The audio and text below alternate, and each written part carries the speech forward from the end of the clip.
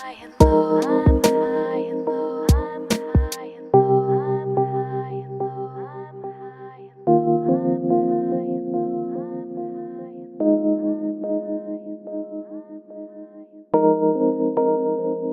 I'm going to be talking about sort of like an overview of how I see this MDGs as a phenomenon in international relations, political and economic relations between rich and poor countries. I'm not sure how do I change the, do I use this? I see. Okay. So, as we've already heard, this has become this framework. This MDGs have become accepted as this a sort of a substitute, a shorthand to mean a consensus on what development should be all about. And I'm not sure that I agree with Varun when he says that MDGs have no salience, because it is quite unprecedented in the history of trying to make consensus development agendas stick, that we have come this far with the MDGs. I mean, the UN, starting in 1960, has been trying to develop these consensus agendas. The 1960s, first development decade, the 1970s, second development decade, and so forth. And I'm sure you haven't even heard about them because they had so little salience. So what did they actually do in terms of changing ideas about policy agendas and how we understand development? And what was some of the politics that drove this thing? So here are some basic sort of background information, the way I see this. And so they were an important consensus. I think they did. There again, I'm not sure I agree entirely with Varun that they didn't, they were not effective. I think as, what did you say, low power incentive, I think that the one thing they did is to mobilize support and draw attention. And, there's an awful lot of debate about whether they are going to be achieved or not. I think this is almost like a silly question. And I think because I'm not sure that even the framers really expected them to be achieved. I mean, they were, we know what the progress with poverty has been, but it's impossible to attribute them to the MDGs. So what I think is important is, in terms of the ideas behind MDGs is that there was in 2000 this very important declaration, the Millennium Declaration, and most people have forgotten the fact that the MDGs were not really the important things that were agreed. It was what was agreed internationally was a Millennium Declaration in the Millennium Assembly of 2000, when world leaders came together to adopt a vision for the new century, if not the new millennium. And they said very clearly, we will spare no effort to free our fellow men and women from the abject and dehumanizing conditions of extreme poverty. And it had also very, very important principles enumerated in the first chapter of the Declaration, and they underline the principles of international solidarity, equality, dignity, and respect for nature as something that would drive this mission. And this document identified development as one of just one of the four priorities. And they also set these concrete goals that then turned into the MDGs, but they were not actually the MDGs. And I'll get to that later.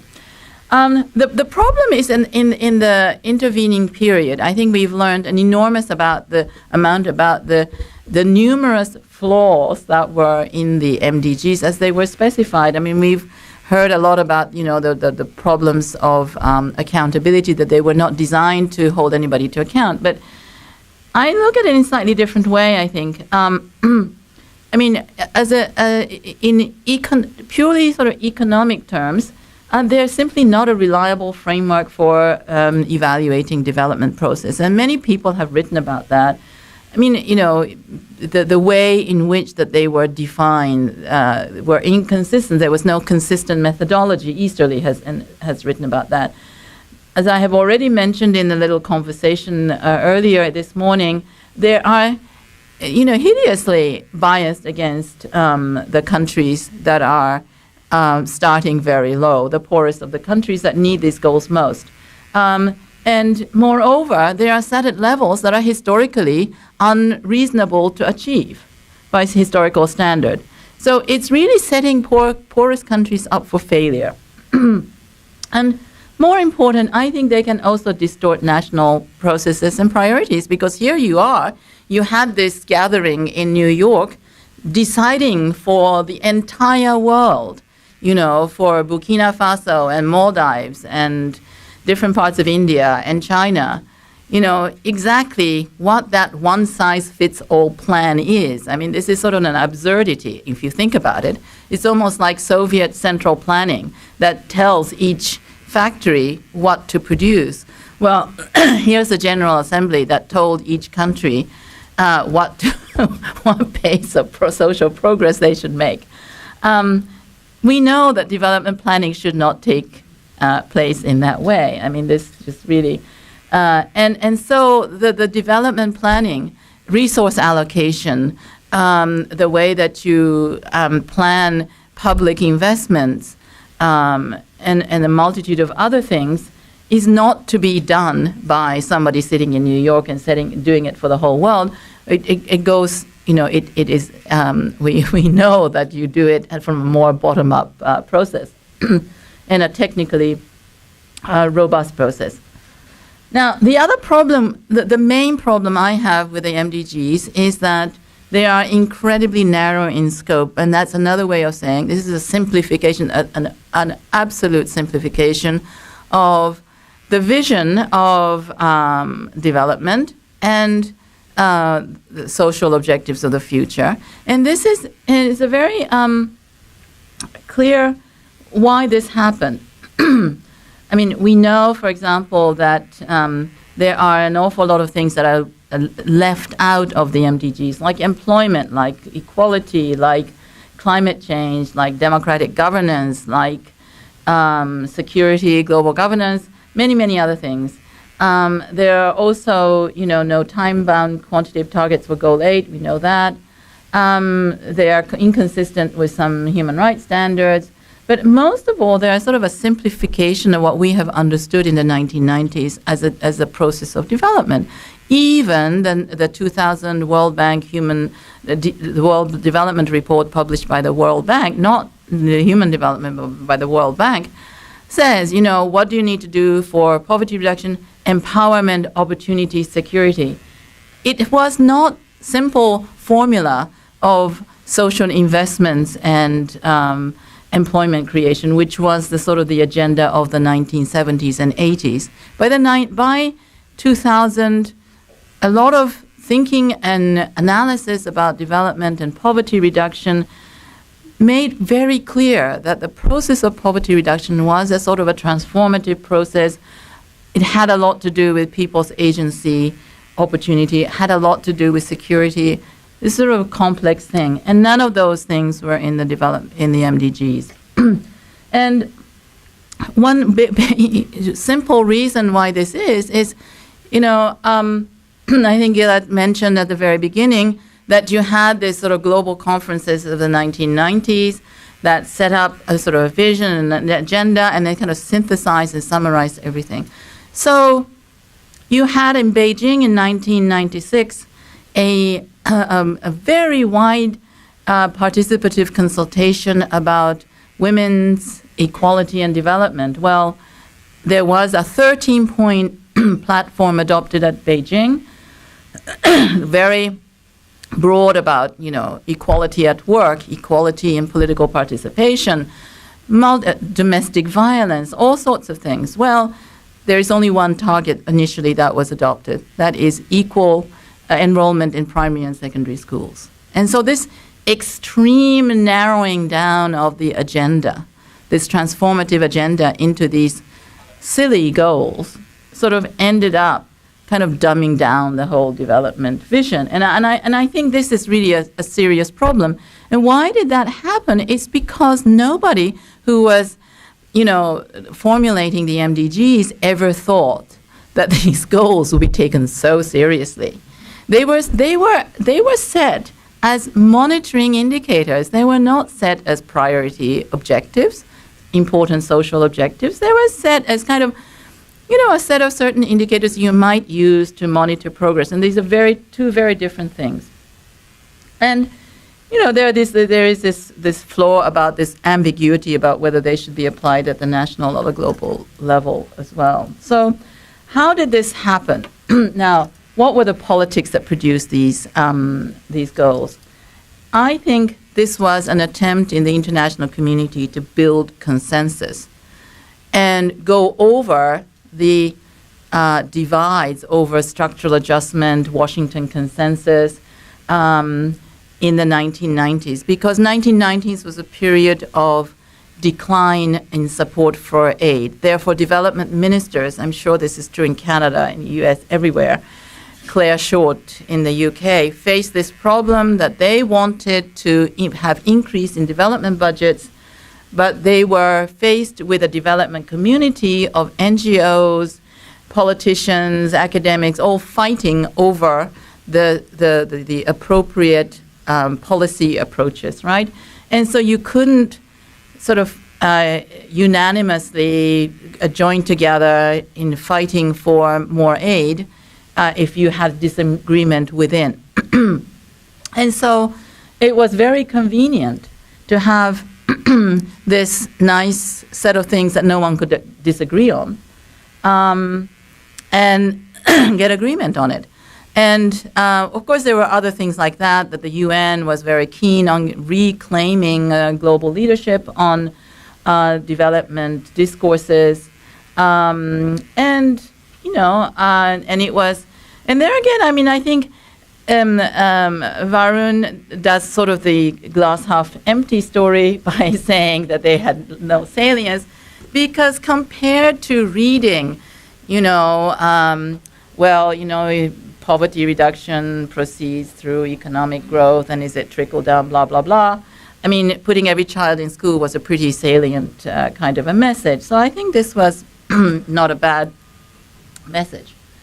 So I think it's this power, the communication of power of numbers and quantification, I think went at least half the way. I mean, I recognize the shortfall, I think Varun is talking about the glass half full, but I think of it as glass, half empty, whereas I think of it as glass half full, that compared with the very contorted definitions of development and poverty, I think that the goals were concrete, and therefore they communicated well. Now, the problem is that, maybe I should go on since I'm running out of time. So what did they actually do when they sort of hit the road? Well, I think there was this distortion. There was this kind of a hijacking of the 1990s agenda as developed in Beijing and many other places, an alternative to structural adjustment programs and the Washington consensus policies that emphasize participation, equity, inclusive globalization, partnership amongst different stakeholders, and Amartya Sen's ideas about human well-being and dignity, and human rights ideas about dignity and freedom as essential aspects of development goals. And you have this sort of dumbed-down agenda in the MDGs. And then how did they get implemented? Well, one of the things that I did was to actually analyze 22 existing PRSPs and 21 donors' policy statements a couple of years ago. And what you found was that most of these rhetorically talked about the MDGs, and in a somewhat a mechanistic way even set goals, sort of like, just mechanistically interpreting the quantitative targets and sticking it into national frameworks. And they emphasized growth and income poverty, but they didn't emphasize many other things that are important: employment, hunger, nutrition, gender equality, environment. So, I mean, there was this very strange phenomenon where the transformative agendas, the thinking about development as freedom, understanding of poverty reduction as requiring empowerment and agency, sort of became this, cost and deliver basic needs material agenda. So now let me go on then to what this has meant for the North-South relationship. I mean, I don't think it really did what the people in the 1990s were trying to do in promoting in fighting against Washington consensus ideas, policy agendas, or in fighting for more sense of a more inclusive global world. You had an international aid architecture which stayed essentially the same, but with a different kind of a narrative, So, you've had a lot of aid dialogue about ownership and mutual accountability, but that became defined as using the MDGs as objectives, and you were held to account for achieving the MDGs, and instead of macroeconomic reforms and liberalization and stabilization, you had achieving the MDGs, nice social goals. PRSBs became the instrument for setting out the purpose of, what governments themselves would want on poverty, and this had to be endorsed by donors. And so instead of the previous architecture where you had the policy framework papers that were agreed between the bank, IMF, and the government, you had these nice PRFPs, and there was no conditionality in many of the World Bank loans, but the conditionalities then became embedded in the IMF agreements and the debt reduction HIPC agreements.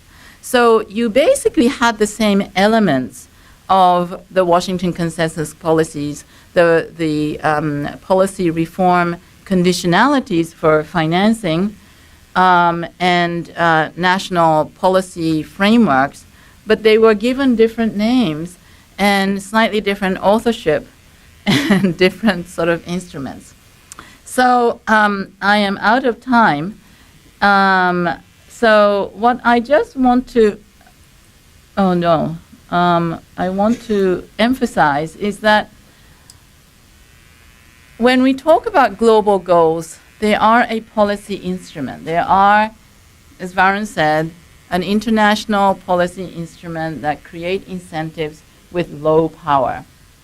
And the problem with them is that they are set and used for all kinds of different purposes.